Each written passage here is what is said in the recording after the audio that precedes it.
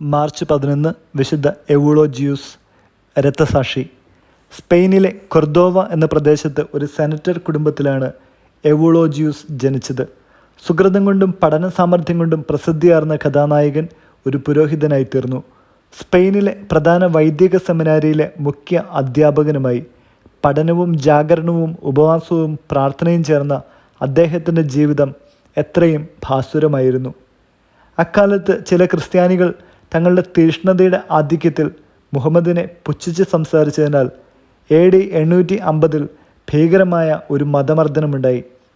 അന്നാണ് അദ്ദേഹം Flora, Mary എന്നീ കന്യകമാരെ സംബോധന ചെയ്ത് രക്തസാക്ഷിത്വത്തിന് ആഹ്വാനം എന്ന ഗ്രന്ഥമെഴുതിയത്.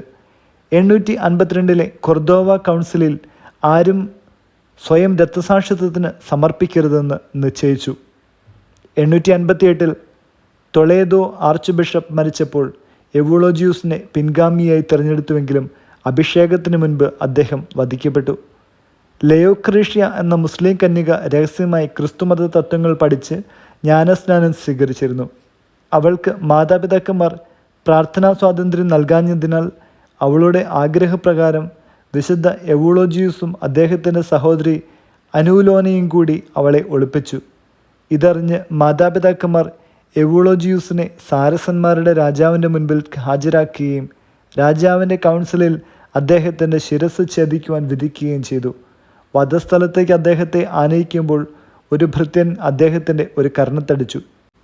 ഉടനെ മറ്റേ കർണം അദ്ദേഹം കാണിച്ചു കൊടുക്കുകയും ആ ഭൃത്യൻ ആ കർണത്തും അടിക്കുകയും ചെയ്തു.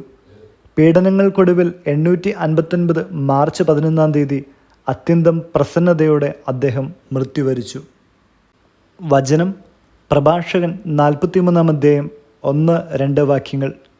തെളിഞ്ഞ ആകാശവിധാനം സ്വർഗീയ ഔന്നത്യത്തിൻ്റെ അഭിമാനമാണ്. സ്വർഗം എത്ര മഹനീയ ദൃശ്യമാണ്! അത്യുന്നതൻ്റെ സൃഷ്ടി എത്ര വിസ്മയാവഹമാണെന്ന് ഉദിച്ചുയരുന്ന സൂര്യൻ പ്രഘോഷിക്കുന്നു.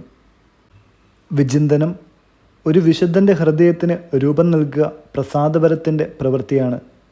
പിറകോട്ട് നോക്കാതെ പ്രസാദവരത്തോട് സഹകരിക്കുക.